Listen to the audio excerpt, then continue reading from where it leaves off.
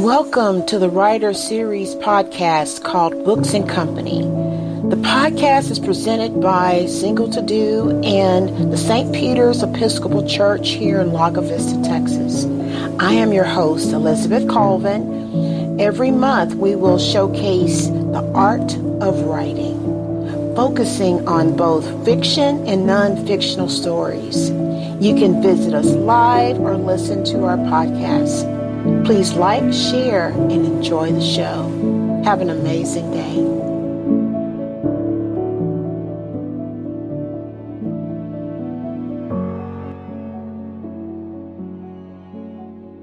This is Elizabeth Colvin with Single to Do. And in conjunction with St. Peter's Church, we have a writer series called Books and Company.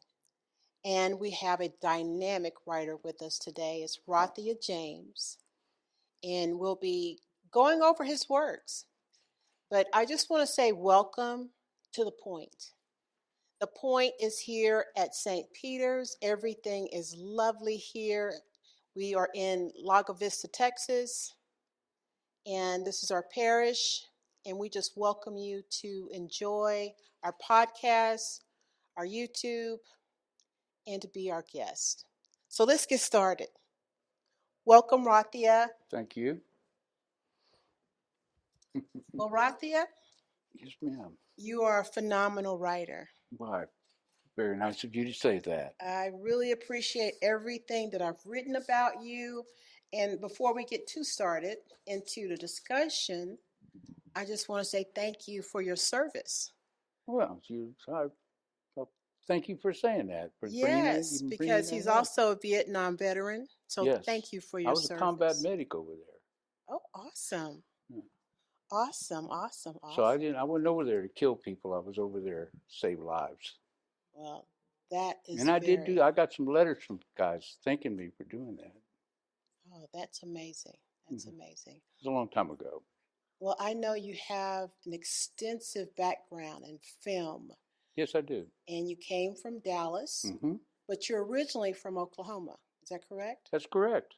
I was born in Oklahoma. I went to OU. Oh, That's how I got into theater, as I was going to college in OU. Okay. Well, we'll forgive you for that. Well, you shouldn't. I forgive you for beating us for 49-0.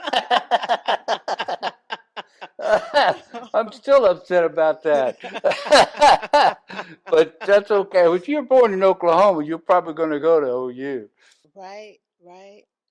Well, your name, Rothya, is very special. Tell us about your name. You know what? I guess I must have been about 10 years old. And I always wondered about Rothya. Now, everybody called me Rocky. I went by Rocky for I still do. And long before the movies came out and everybody started calling her dog Rocky, I was going by Rocky. And I asked my grandmother, because I was a junior. I was named after my father. And so I asked my grandmother, where did she come up with that name? She was this dark woman, dark-haired, dark-skinned. She used to sing in the honky tonks back in the day, and she also could whistle really well. And they called her the song on radio. She was on early radios. They called her the songbird on the radio in those days, a long time ago. And so she was a fascinating woman. And I asked her, where did you get that name? How'd you come up with that? And she said, well, we're related to 6 tribes. There's several tribes, few nations, lots of tribes. And she said, we're related to 6 tribes. And I took the first letter off of each tribe and arranged them till I came out with Rothya, because my dad was her first baby. Wow. And she was looking for a special name. How fascinating. That was related to some ancestry. And that's where the name comes from. And I was fortunate enough to be born to my father and mother, Right. and he gave me his name. Awesome. And I wanted to use it as instead of Rocky. I thought Rothya had a better ring to it. Looks better in print. It's just an unusual name, and I'm actually pretty proud of it. But I hardly ever get a chance to use it. But now that I'm getting a chance to use it Absolutely. by Absolutely. by using that as my author's name. Absolutely. And just to move on, Mm-hmm. um, we know that you have your book, Bloodborne. Mm-hmm. But before we go there, we Uh-huh. want to talk about a lot of the other works that you have. Because I know that you have screenplays, poems, and songs. Yes. And tell us about your first book, Art of Murder. Art in murder. Art and Murder. The art of murder. Art of Murder. Yeah. Okay. Or is it in murder? I hardly ever use that title anymore because I've rewritten that book and I'm doing something else with it. Right, because I know that when we've talked, it was Mm-hmm. going through a transformation. So I know people that may look at your works on websites And we'll and see that. they'll Yeah. see Art of Murder. Yeah. So what kind of transformation did it go through? Well, if I may, let me this I I I with my publisher, I knew that was the first book I ever wrote. It wasn't Bloodborne. Mm-hmm. First book was this, The Art in Murder, and it revolved around the art world, and it takes place in Austin.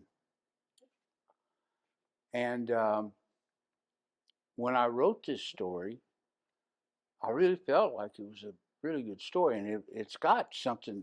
At the time, the book, The Art and Murder, has got 90,000 and almost 97,000 words in it.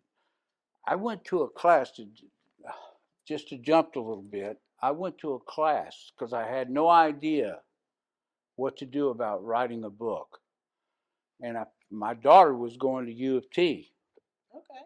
and I found out that there was a lady that wrote books, and she was giving a class for it. And so I bought tickets for me, myself, and my daughter. Of course, I knew she liked to write too. She writes really well as well. And so at the time, she was in journalism. And so I thought, you never know, she might evolve into writing books. Who knows? Now she's a librarian at Harvard University. Oh, awesome. Yeah. At any rate, so she lives in Boston, and we went to this class, and I was listening, and I realized in a short period of time that this lady was teaching a class about how to books, how to do something.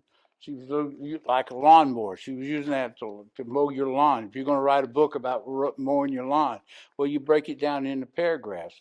The first paragraph might be, what kind of grass do you have? And you talk about that.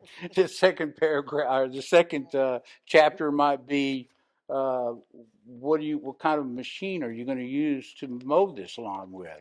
And she was breaking it down like that. And at the end of the thing, I asked her, I said, can you tell me how many, I didn't even know this. I said, how many words should be in a good thriller?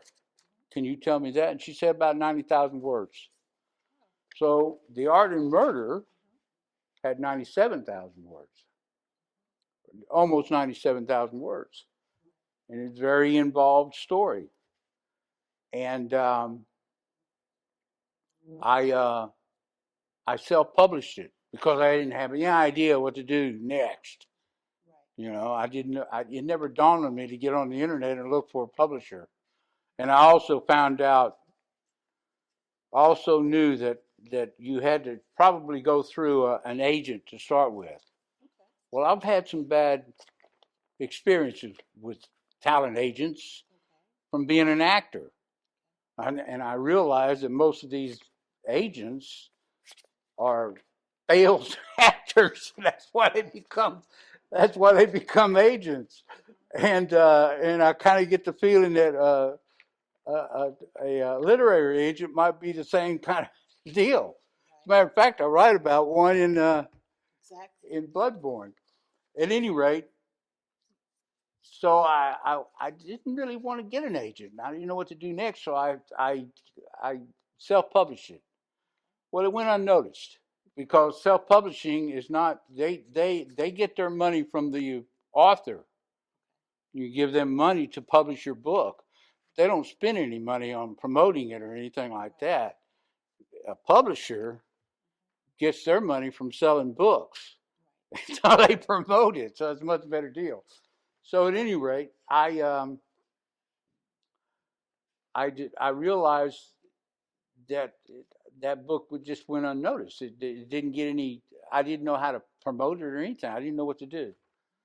So I decided to write a story about a, a vampire, but I wanted to make realistic vampire because vampires don't exist. They're fairy tales.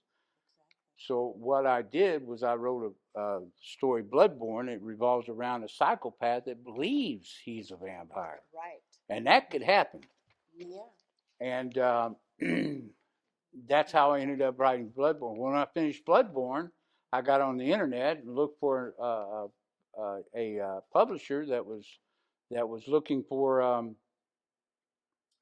unknown authors. As a matter of fact, that's what I Googled. Publishers looking for unknown authors. And my publisher came up, and I sent them the book, and they loved it. They gave me a glowing review on it, and and and here we are. Here's copies of it right here. Okay. And so, So when it came to, I felt like I wanted to give The Art and Murder a second chance. Okay. So I rewrote it, cut about over 1,000 words in it, uh, retitled it to Broken Designs. Broken Design. And may I read this paragraph? Sure, go ahead. This is what my publisher sent back with me with the contract. Your manuscript was brought to our attention at the latest editorial board meeting where we discussed the potential of its publication. Having read all the reports and taken note of the editor's opinions, we can confidently state that your work was found to be a most engaging and entertaining read that will undoubtedly captivate a wide audience. A classic murder investigation with an insight on the personal lives of the characters that makes your work a pleasant read. The plot moves along at a well maintained pace, which is a good thing. I cut 1,000 words out of it. And the characters build and sustain the story, delivering a convincing and highly relative crime novel. Broken Designs is a well written and researched crime novel worthy of attention and believe it would have a place in the market. Oh, that's amazing. That's what I got back on the book. So that book is in production now. Oh, that is And what I'm doing, amazing. I'm not a young man, but I'm a young author, and I'm trying to build a fan base, Oh, and absolutely. I appreciate anybody that might say something nice about my work. I appreciate that immensely. Well, I'd like to talk about your screenplays because Uh you've huh. done lots of screenplays. Mhm. And out of your screenplays, most importantly, there's one that's called Major Bust. Mhm. Tell us about Major Bust. Oh, that screenplay has been sold to a friend of mine. I sold it to him for a real good deal. He got a great deal on it, uh, and it's in his hands now. Do you guys know who Michael Parr is? the actor Michael Parr, Eddie and the Cruisers. Does that ring a bell to anyone? Remember that movie? It's a pretty old movie, Eddie and the Cruisers. That was Michael Parr. That was Michael Parr in that. He never really he kind of came onto the scene through Eddie and the Cruisers and Streets of Fire. He was a star in that. That's where William Dafoe started his career. That was, Michael Parr was the opposite of the guy that fought him in the streets. He never really, it never caught on. He had some good roles, but it just never happened for him. But he's still doing work, and and the guy that bought the script sent it to him, and he said some really nice things about it. He said it was a great script. He wants to do it. Now he's got to find the money to do it. My friend does. And tell our audience, what is Major Bust about? What kind of summarize it? I was talking about this earlier. It's a story about a fella who was a cop in Chicago, and he had a partner that he was tight with. He loved him. He was his bro, and he got killed because of the police commissioner's rulings that he was laying down on the force, and it got him killed. Similar to what you see in the newsreels today, what's happening to the police today. Except this was written a long time ago, and so he quit the force, and he became a bounty hunter, which still made him kind of like a cop, using those skills. And the story starts with him looking for this guy named Jack that is a cop killer, and he catches him right off the bat. And he gets him booked, and he's fixing to leave the next day. Well, there's a knock at his door when he's getting ready to go catch the plane, go back to Chicago, because he's come to do what he came to do, and it's done. And so he's fixing to go, and these two thuggish kind of guys said, "Hey, we want you to come with us. Our boss wants to talk to you." So he goes to this spreading ranch. This takes place in Dallas, and he goes to this ranch, huge ranch, and this guy named Charlie Mars is running that ranch, and he wants him to look for this kid that he claims stole a horse of his. Wow. And this kid, his name is Billy, and so he offers him, several $1,000s to find this kid. And so I'll spend a few days on it. And he said, well, here's half the money here. And if you find the kid, you get the other half. And he said, well, okay. And that's what made him decide to stick around for a couple of days. So he starts looking. Well, he starts getting involved. He starts running. There's a couple of other thugs show up, wanting to know why he's looking for Billy and stuff like that.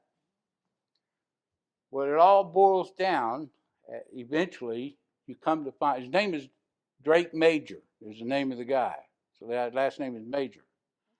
So it all boils down, you think the reader, or the person watching the movie, hopefully, thinks it's another drug story. It's another story about drugs. Well, it turns out that what's going on is that Charlie gave that horse to Billy, and Billy's a cowboy, and he was working on the ranch, and he did some extra work, and Charlie gave him the horse. And so the kid wants to sell that horse. It's a good horse. He wants to, that's what his business is. What everybody thinks his business is raising horses, horse raising.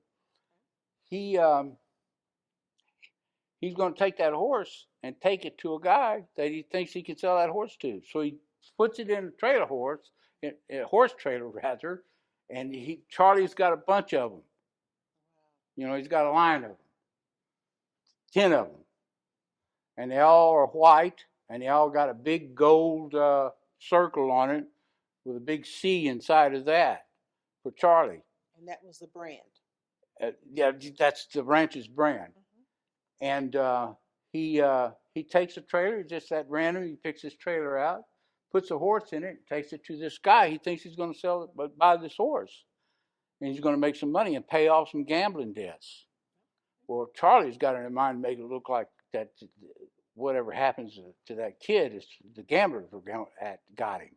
Oh wow! That's what Charlie's got in mind to do, and this is part of the mystery that Major figures out through the whole thing. But you think it's about drugs, right? All right. It turns out that the guy that's behind everything is his old police commissioner, who's retired and he's up in Canada, and he's selling gemstones, illegal gemstones, brought into the country by a man named Graham, who happens to be Billy's dad. Wow. And he's an import-export. So there's a twist to it. There's all kinds of them. That's why Michael Pear, when he read it, he said, this is very Norse. This is like a film noir. Very twisty and turny and stuff. Surprises and stuff. And so, like, you find out that Charlie Mars wasn't looking for that horse. He was looking for that trailer.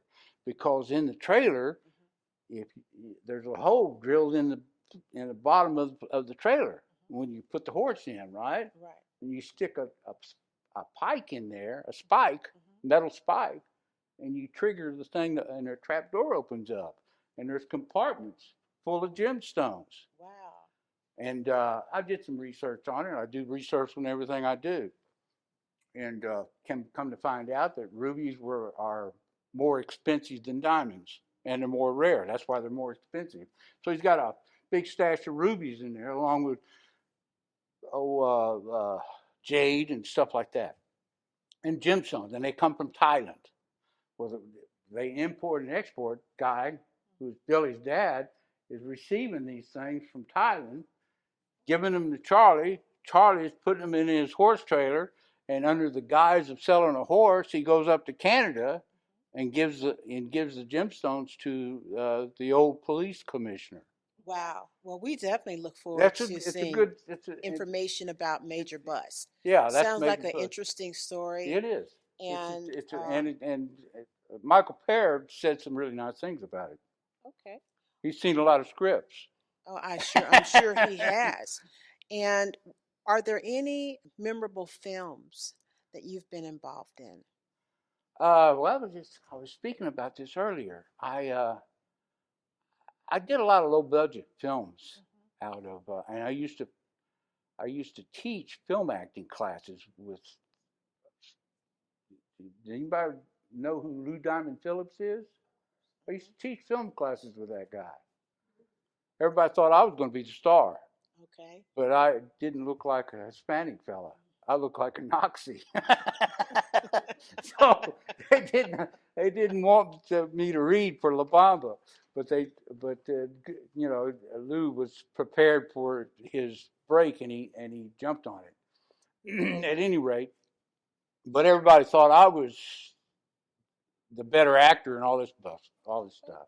But that's all people's opinions. At any rate, right. So to finish what we were talking about, I used to teach film acting classes, and that's when I started writing scenes for my students. And that's when I discovered that I can write dialogue. Okay. And I started writing scenes for the kids, and I call them kids. And so I did a lot of low budget stuff, and I worked as a film acting, and I was quite well known in Dallas at this time at Adam Rourke's Film Actors Studio. And it became even more famous when Lou got discovered. And it was a well-known place, and I was one of the top instructors there. And so I did some stuff that was low budget, forgettable movies because they were low budget, and that's the kind of movies you do. You're not in Hollywood. That's what you're doing. But then there would be places that come to production companies that would come to Dallas, like Unsolved Mysteries. I still get royalty checks for that, for Unsolved Mysteries and America's Most Wanted and stuff like that. I played a lot of bad guys. Oh, okay. Yeah, bad guys are fun to play. They really are. Uh, and if you know anything about film, you find out quite quickly that the really nice guys are playing the bad guys, and the jackasses are playing the heroes. Forgive the word. But, well, that was interesting. So, yeah. what brought you to this area? I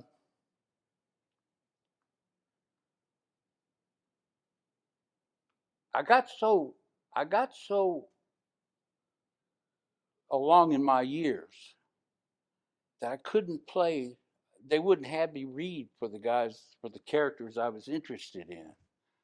So I became disenchanted, and it triggered something inside. I've been writing all my life, poems and stuff like that, and I like to write. And it led me to that. And I started writing screenplays. And I came here because Austin is I got tired of being in Dallas. I just burned out on it. Dallas is so you can't. It takes you 2 hours to get across town. I didn't want to be around that kind of stuff anymore.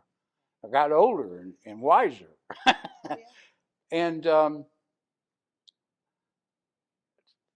real quick, there's something that triggered in me when I was in Acting One classes. This is before I even in college, and this is before I even declared.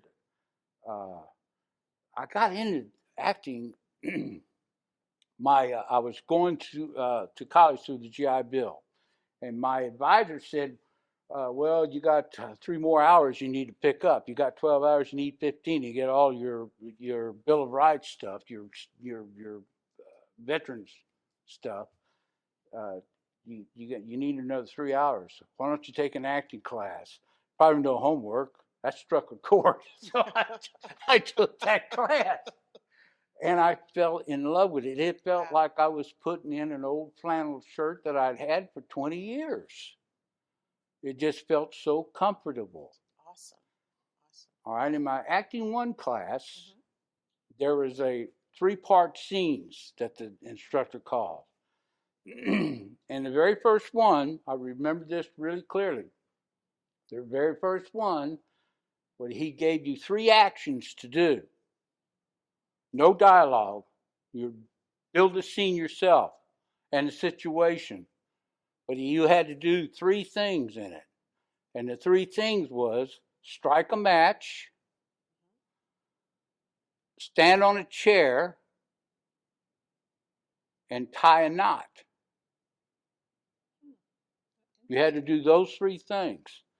Well, everybody in my class was doing these scenes, and they would come in, they'd set up a little bedroom or something, they'd come in, and they'd notice a picture was askew on the wall. So they got the chair and they got stood up on a chair to fix the thing. Or they would light a candle or a cigarette. Or they'd tie a tie or a shoestring that was loose. But what I did,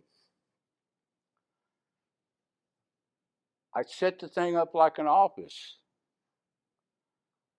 And I snuck into this office. And I went behind the desk and grabbed a chair. And pulled the chair out and set it underneath one of these. You don't have them here. You know those things that come out of the ceiling that throws water if there's a fire. Right. Well, I set it underneath that. Stood up on the chair, pulled out a piece of string, tied the string, tying the knot, tying the string on that thing, and let it drape down. And then I replaced the chair. I came back to that string. I took out a cigarette lighter and lit the string and snuck back out of the office. And I was gone for a few seconds, and I came back into the class, and everybody was watching the stream going. I was freaking out. I ran over there and put it out and stuff. And everybody was just crazy about my scene. They asked me what I was doing, what was going on, and what I was doing is I was setting a diversion. I was in this building to steal a cosmetic formula, and I was setting a diversion on the second floor, and I had to get up to the fourth floor to get to the cosmetic formula, and that's what I was doing. That's what the scene was about. Right. You see, I realized, as opposed to most of my classmates, I realized that people don't pay money for someone to walk into a 7-Eleven store and buy a loaf of bread. They'll pay money to watch a guy go into 7-Eleven store and rob it.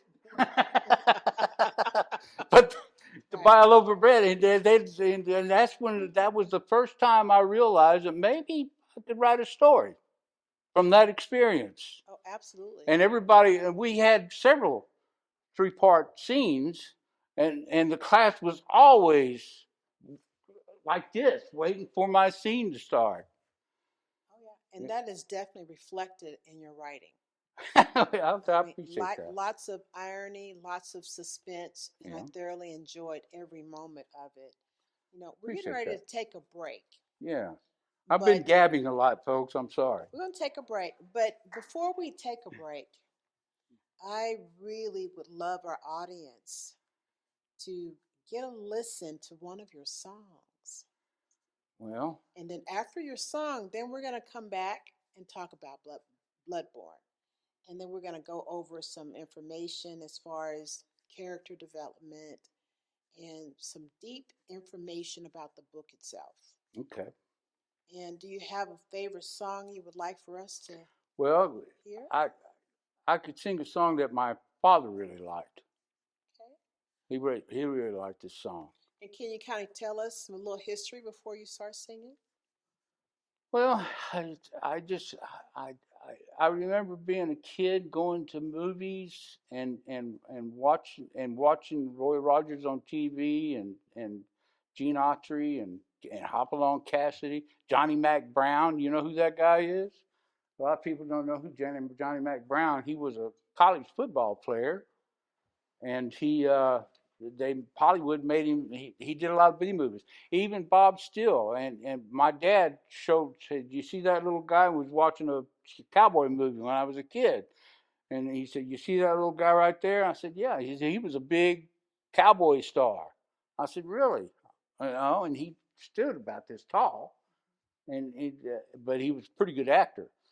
At any rate, so I reminisced over that and the discussions at the times I had with my father. I loved my father very much, and so I kind of wanted to do a song that that that he was a part of in a way, and so I wrote "King of the Cowboys." King of the Cowboys. That's the name of the tune. Now, I'm not a singer, folks, and I might muck this up. And if I do, excuse it, and I'll get back on track if I do muck up. But it goes like this. And in this song, this particular song, not all my songs do, but this particular song starts with the chorus. Okay. They were the king of the cowboys, the Pony Express, the 10-badge and 6-gun that tamed the old West, the trick rope and hard riding Saturday show. That's what they were when the best of them rode. When I was a boy full of heroes and dreams, I'd go to the movies, they lived on the screen. Spend up my Spend up my 2 bits I'd save for the week. Buy me some popcorn and a front row seat. There was Tom Mix and Tony and little Bob Steele, John Wayne and Gabby. They all seemed so real. Hopalong Cassidy, Johnny Mac Brown, the bad guys would leave when they come to town. They were the king of the cowboys, the Pony Express, the 10 badge and 6 gun that tamed the old West, the trick rope and hard riding Saturday show. That's what they were when the best of them rolled. There was Roy and Dale and Gene Autry's song. Those were the days when nothing was wrong. And now that I've grown, I look back with a smile and ride with the guys in those days for a while. They were the king of the cowboys, the Pony Express, the 10 badge and 6 gun that tamed the old West, the trick rope and hard riding Saturday show. That's what they were when the best of them rolled. Awesome. Amazing. Awesome. Amazing. Well, we're going to take a break there. Mm-hmm. And I we, need one. oh, yeah. When we come back, we'll talk about Bloodborne. Okay. And we'll have some questions and go over some other pieces. Okay. But just thank you for being here with us. Oh, I'm enjoying myself. Oh, okay. Very nice people. And now we need to get back and talk about Bloodborne. Okay. Your latest book, I know you have another one in production. We'll talk about that toward the end. Okay. But, you know, before we get into Bloodborne, what was your inspiration to become a writer? Was it someone that you admired? Was it a particular incident? Tell me about that. Well, you know what? I've been writing all my life. I was looking at a bunch of stuff in a bench that I have, and you lift up the top that you sit on. And I got a bunch of stuff in there. I've been writing all my life, but I never got serious with it. I had I had I was raising a little girl. Um, I had a daughter, and I had a career as an actor as well. But I still was writing, but it was stuff like poems and songs. I wrote a lot of songs over a period of time, and short stories every once in a while. But I would get a feeling that I would just get this feeling that I need to write something. I need to put something on paper, and I wouldn't even have an idea or anything. I would just start writing about the way the day was, Oh, yeah. and just write a couple of pages about what I was feeling about that. Okay. Like a journal.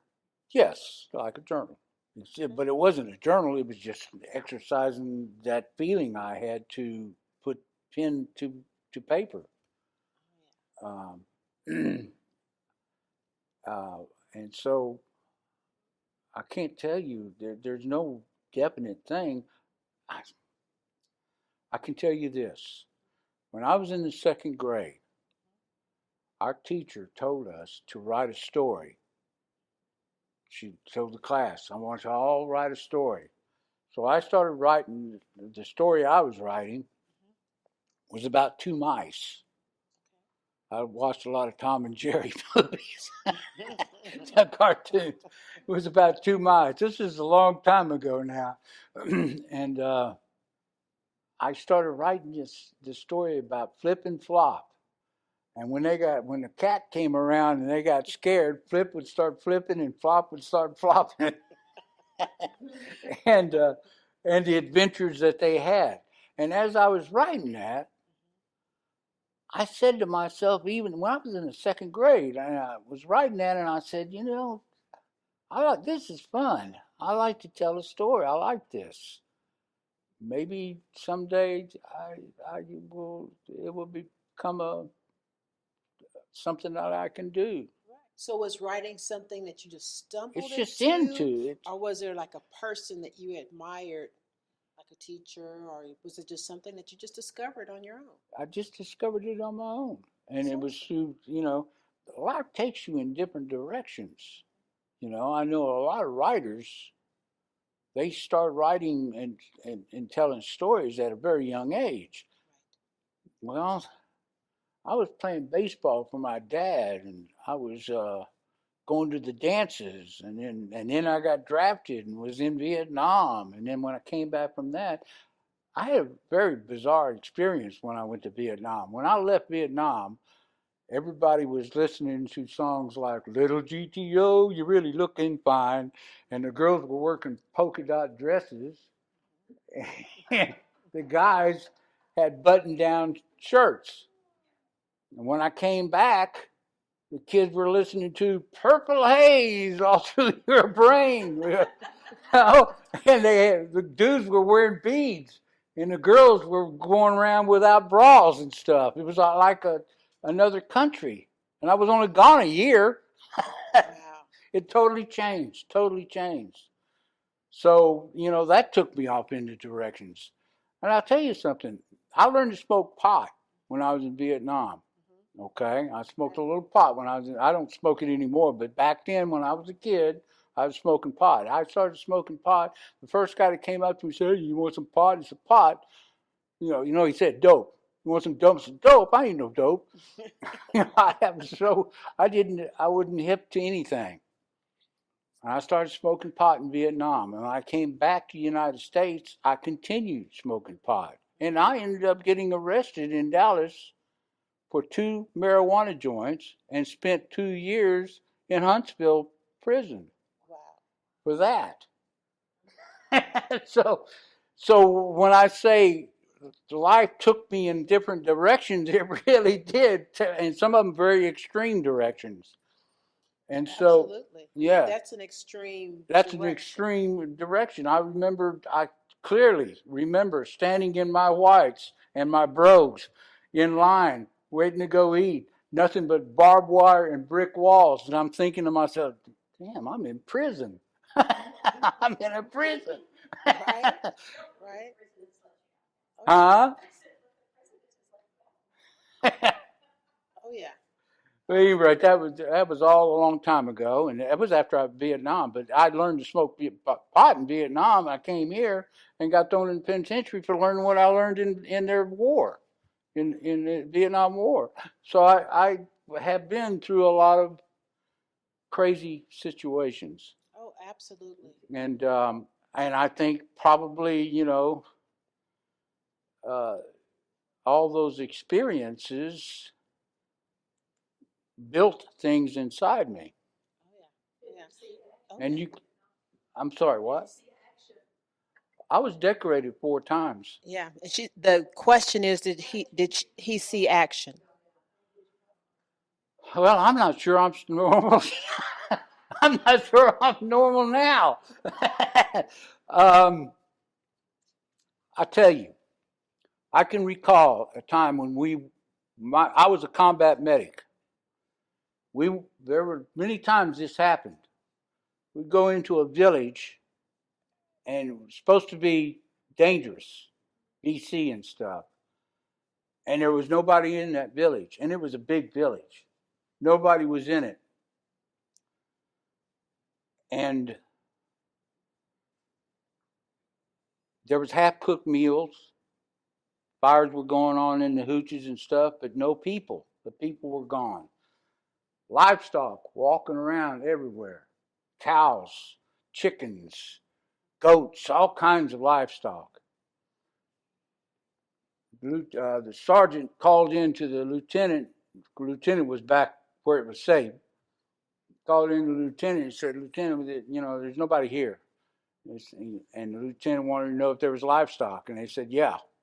They said, "Well, kill the livestock." Thinking that they were going to kill what was feeding the BC. I didn't follow those orders. I would not do that. If something didn't feel right, in anywhere in all my life, if something didn't feel right, I wouldn't do it. I just did not do it. I didn't have to because all the rest of my guys around me went crazy shooting these animals. And they were taking out all their animosity of getting shot at and getting wounded and stuff. And they had a chance to get back with bullets. I just didn't follow that, and I think probably that's I've listened to my own voice inside me.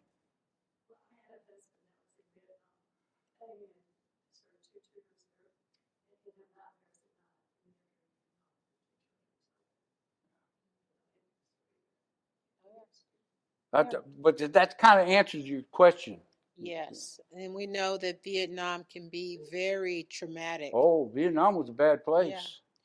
But at the same time, you were able to have creativity through your poetry. Yes. And some of your works are just amazing. So right now we have someone that's going to recite one of your poems. Okay. And it's called Sunset. Yeah. We have Erlene Jackson that's going to recite Sunset. And I just want you guys to enjoy it because it is so poignant and beautiful. You can just come right here, Erlene.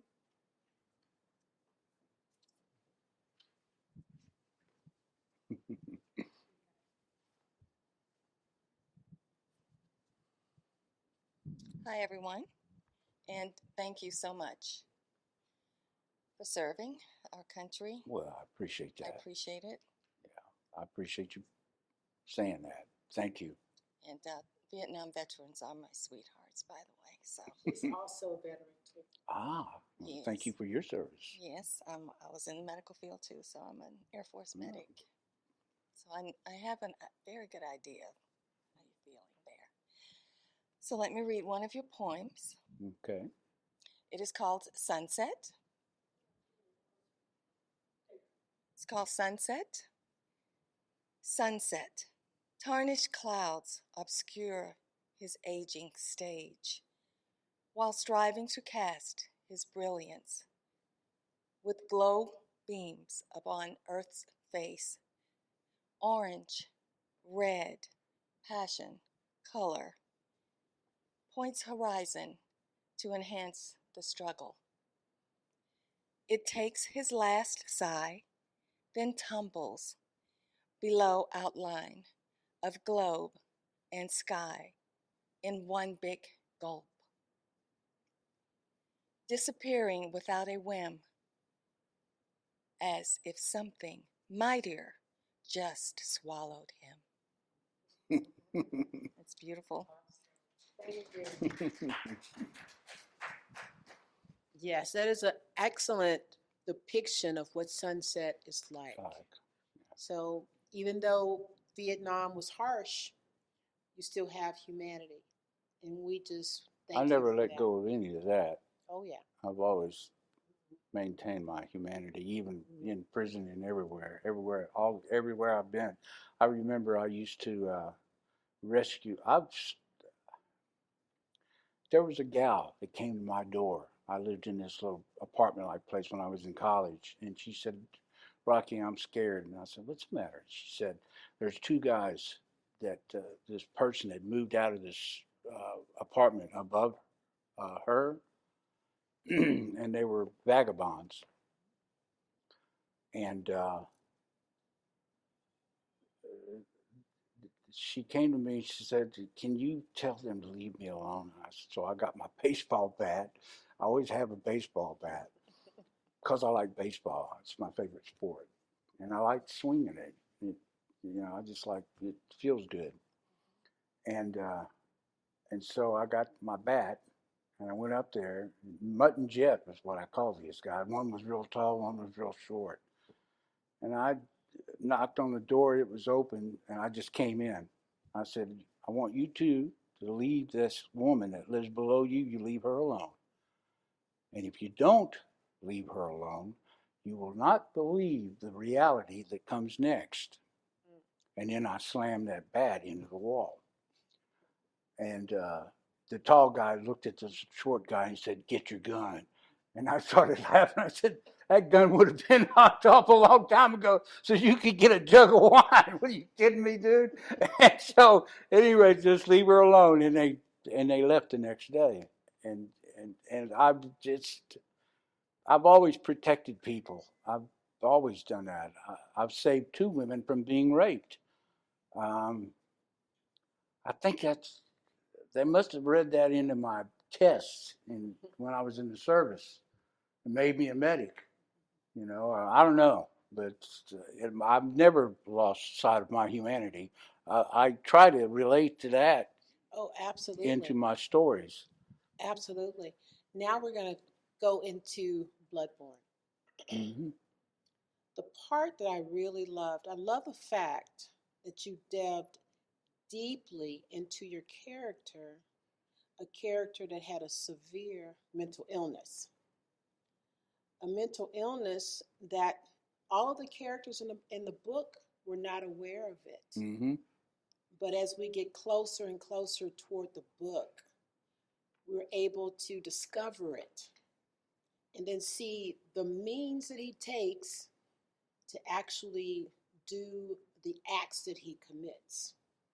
And I really think that that was amazing how you were able to educate someone, if someone knew nothing about mental illness, to a professional where they can identify where you were coming from. Where did you get the information and the research? What type of research did you do to get into the life of your character? That's what I'd like to know. A lot of it came from here. I wanted to develop a character that lived like a vampire because he thought he was a vampire. But there's no such thing as a vampire.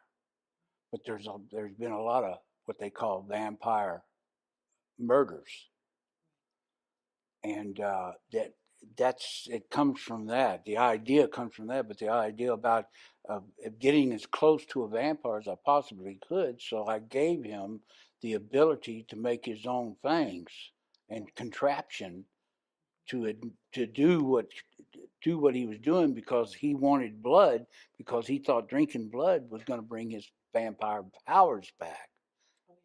As you well know, Absolutely. and so he was a complicated character, and I did a bunch. I have books on psychopaths and sociology, sociopaths and stuff like that.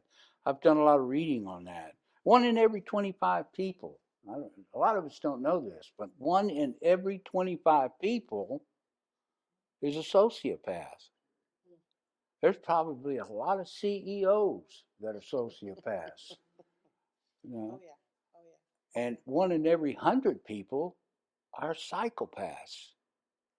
Now, when you're a sociopath, that doesn't mean if you've got bloodlust, you might be a serial killer, but not all of them are like that. A lot of them are like, will try to get in position to where they are empty inside. They don't have any feelings. It must be horrible to be like that, but they're empty inside. They don't feel anything.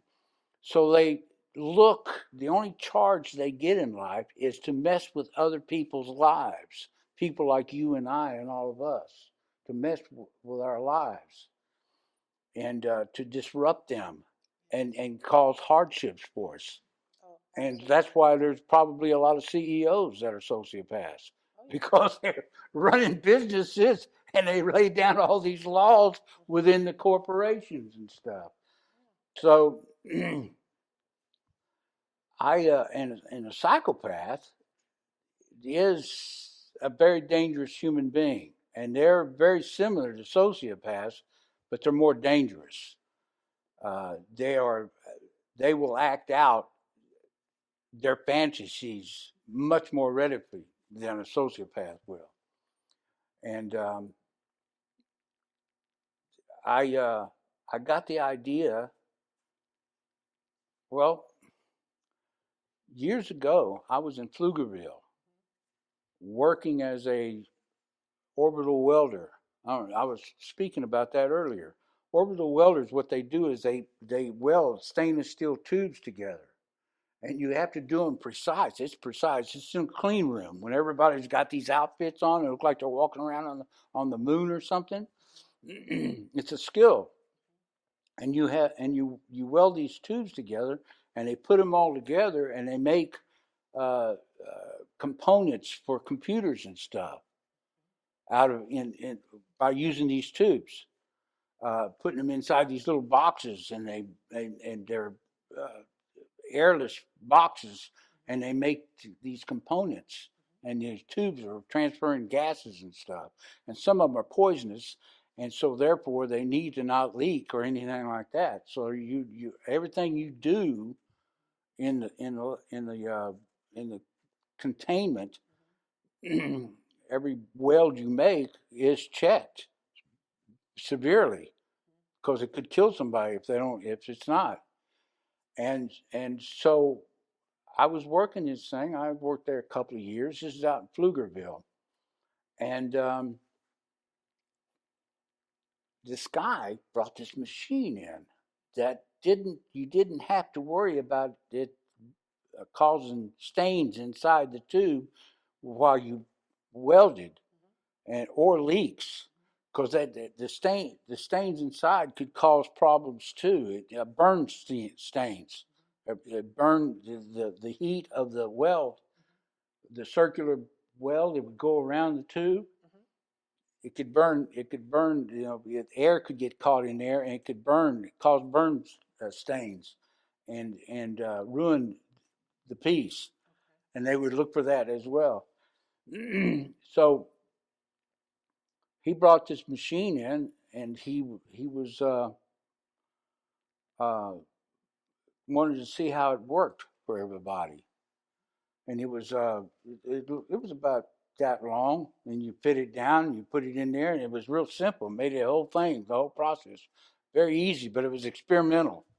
He had some glitches in it, but I realized then I had this book was floating around in my head all along during this time, and I wanted to get to writing it, but I was getting up at 4 o'clock in the morning and going to work, and then getting home, and I was worn out from the strain of doing all this stuff that was being tested all the time, and so I was just too. I just didn't.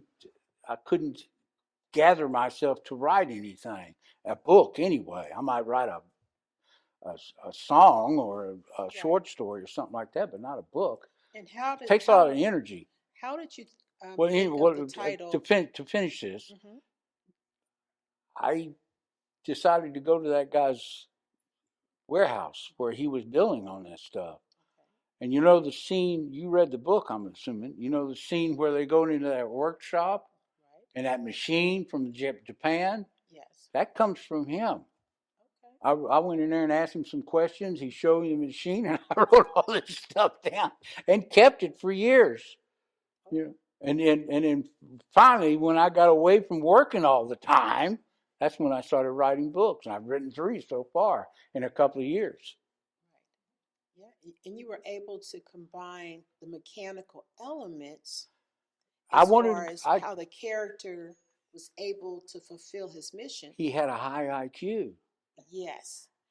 But while you're telling that complicated story, you're also including a very deep love story Yes. about the detectives that are also involved in solving these mysteries. And they kind of discovered each other. Yes. Yeah. So I thought that was very well done. Well, I appreciate that. Because it's not too often you can see a thriller mystery in a love story. Yeah. Combined. Yeah. So you guys really need to check out this book because that was awesome. Yeah.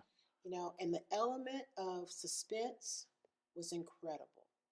And right now we have someone that's going to recite chapter 48 to give our audience an idea of what that suspense piece is like. Yeah.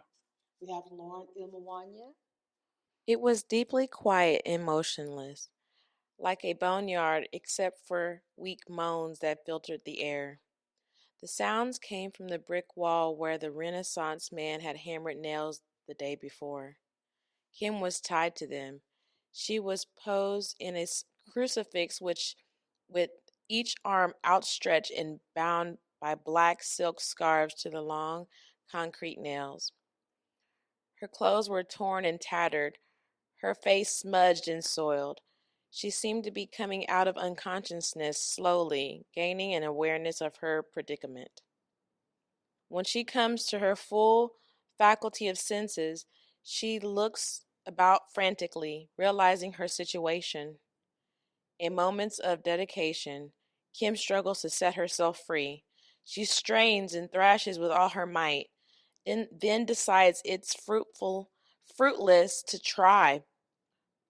With that appraisal, she starts to scream bloody murder. The screams bounce and echo off the chamber walls, producing an even more shrill sound. That was amazing.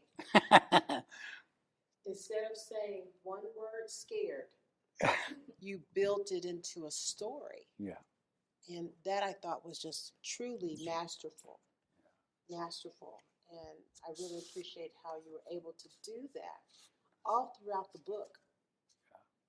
All throughout the book. You know, and as far as the contraption, the mouthpiece, how they were able to actually, I guess he welded it himself in the machine shop. In the machine shop. That's where he built it. That was amazing.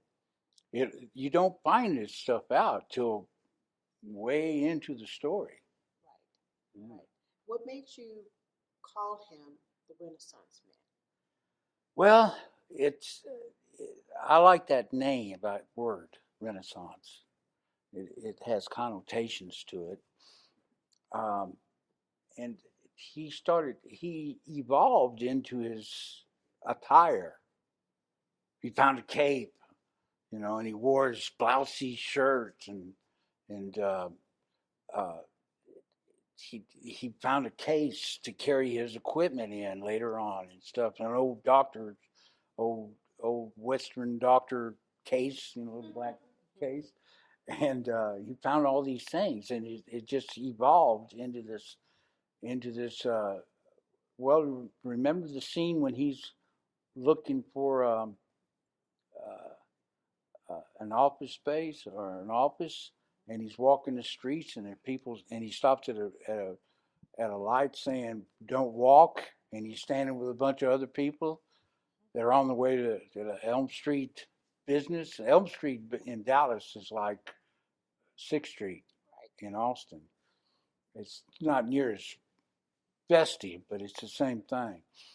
and and he's standing there, and people are noticing the way he's dressed and stuff. And he goes walking across the street ahead of everybody, and his cape flapping in behind him and stuff.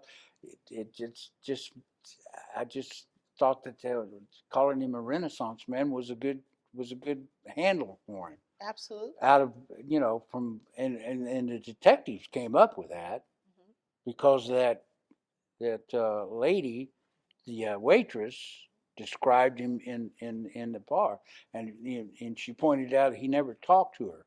He handed her a note saying what he wanted to drink, a Bloody Mary.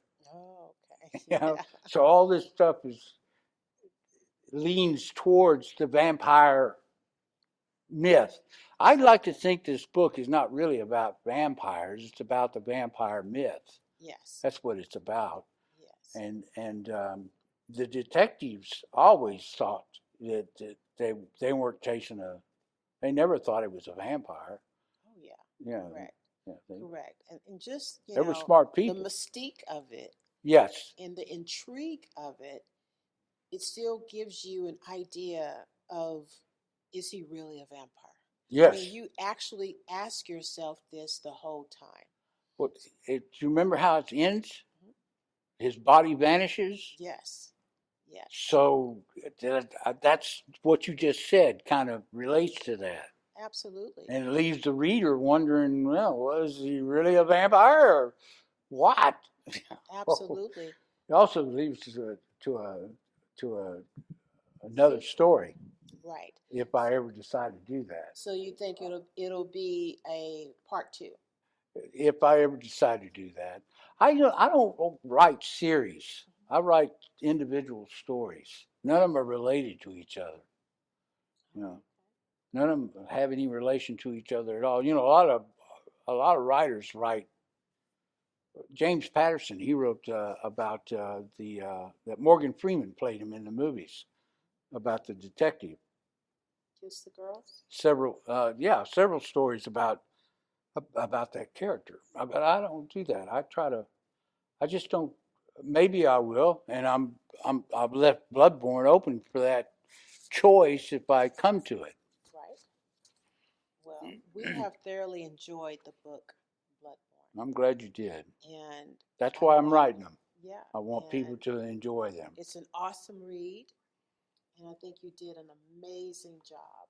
I appreciate that. Yeah, and we thank you for being here with us, It's been a pleasure. and I'm sure our audience will visit with you. And just from my standpoint, are there any other questions? Oh, All thank right. you Well, for we want listening to to all thank my you and give him a round of applause, guys. applause you back. Thank you, Rothya. It was amazing. And we just want to also thank our audience. We want to also thank Sumner's Productions. We want to thank our Bishops Committee for just being here today. And we'll be able to visit with you more afterwards. And also, we have catering from the chef in the house, Tim McClellan. And we really want you guys to enjoy that and look at our podcast and video. And this will end our broadcast today. Yeah. Thank you.